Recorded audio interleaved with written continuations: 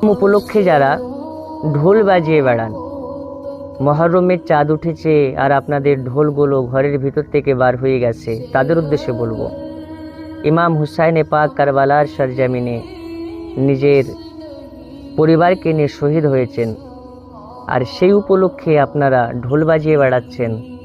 আপনারা কোন লেভেলের জ্ঞানপাপী? আপনার সন্তান, আপনার মা, আপনার বাড়ির ফ্যামিলির যদি কেউ মারা যায়, তখন কি আপনি ঢোল বাজাতে পারবেন?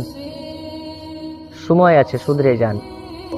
আপনাদের জন্য আহলে সুন্নাত ওয়াল জামায়াতের বদনাম হয়, কারণ আহলে সুন্নাত ওয়াল জামায়াতের সঙ্গে মাতম করা, ঢোল বাজানো, লাঠি খেলা এদের সঙ্গে কোনো সম্পর্ক নেই।